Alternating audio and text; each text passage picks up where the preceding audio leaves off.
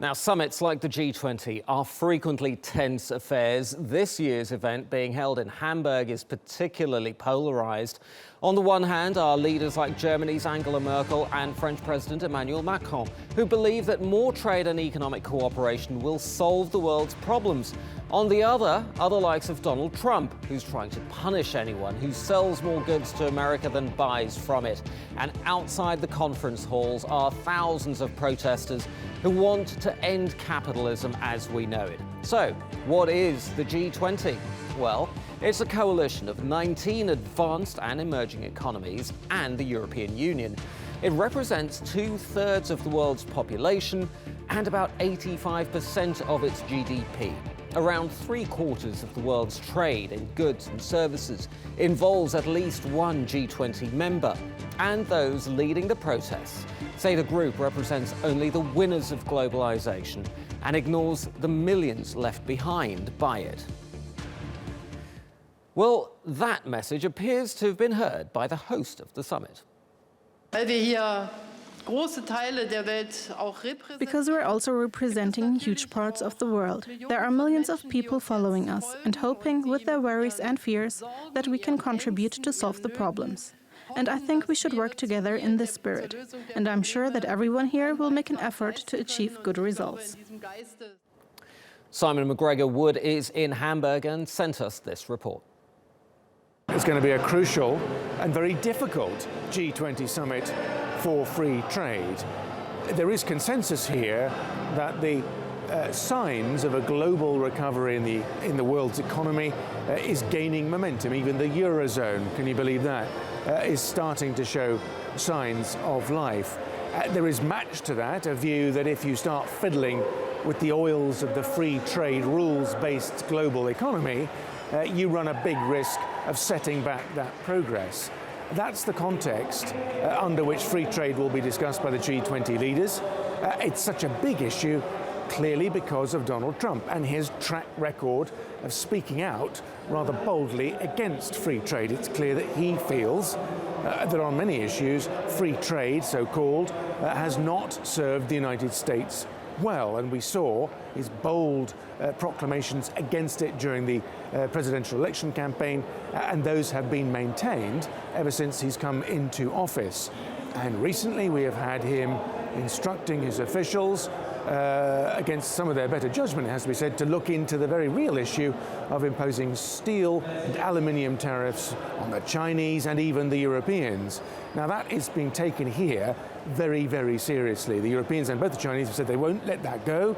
If it happens, they will respond. So the idea of Angela Merkel pulling together the leaders of 85% of the world's economy and producing a strong statement on free trade with Donald Trump in the room, producing a communique that he can sign at the end of this process, it's going to be a real diplomatic challenge for her. Joining me now from London is economist Vicky Pryce. She's a member of the Centre for Economics and Business Research. Vicky, welcome back to Money Talks. Great to have you on, as always. Look, the global economy seems to be doing pretty well. You've got pretty strong jobs growth in the US. Jobs are growing in Europe as well. Haven't those who are advocating free trade been vindicated by all of this? Well, I think so.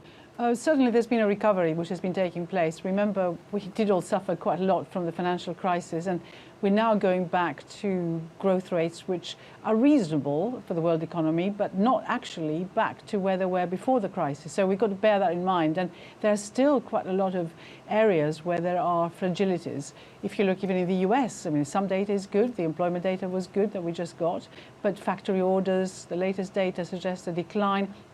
It's still pretty shaky. And if you look at Europe, yes, it's growing at the fastest rate in 6 years, but you still have a banking crisis which has not been resolved, and you still have huge unsustainable debt levels. So one has to be quite careful. And in this environment, anything that comes to disrupt this recovery, which isn't fantastic, but at least it's there, is something that certainly the Europeans don't want to see. And if you get increased protectionism. In fact, we already have increased protectionism. If you look at World Trade Organization report, which just came out, they're suggesting that in the first half of 2017, the G20 countries have increased protectionist measures, mainly non-tariff barriers. So what we want is free trade, because that clearly is something which is propelling the world economy forward. Without that, I think we might be slowing down again.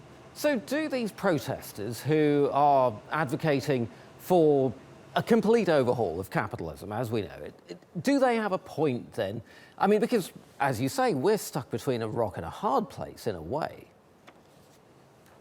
There is an issue, of course, of where some of the benefits of this growth go to, and they're protesting. I mean, obviously, you don't know exactly what sort of groups are protesting out there, but generally there is some disaffection with the progress that's been made, because quite a lot of the gains from faster growth have stayed in the hands of companies or possibly the very rich, and there is quite a lot of sort of reaction to this among loads and loads of people in many different countries. So you can understand that up to a point, but the reality is you cannot redistribute wealth if you don't actually make it to begin with, and that's really what is at the essence of it. But what we've got in the G20 right now is probably the most divided G20 certainly since the financial crisis, because you have first of all an increase in interest rates in the US. Everywhere else interest rates are quite low still. You have a departure, in other words, from what looked like a consistent approach to pushing the economy forward. So monetary tightening in the US, and then of course this trade issues, protectionism, which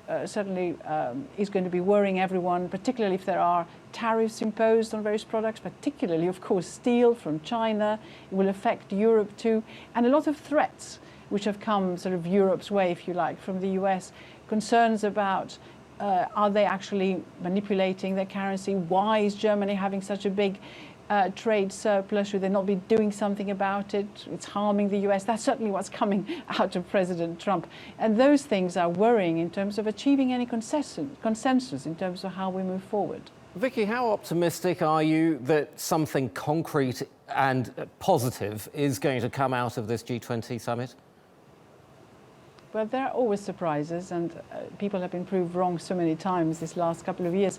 But I don't think there's going to be anything concrete. I mean, as we've seen already, there's an attempt to play down a little bit the trade freedom side by changing words which say we want to be less protectionist to one that says we want free and fair trade. So that's one of the things that is already suggesting a compromise may be needed. So there are loads of different issues, climate change, which has been worrying everyone in terms of the US departing from, or at least being announced, its departure from the Paris Agreement.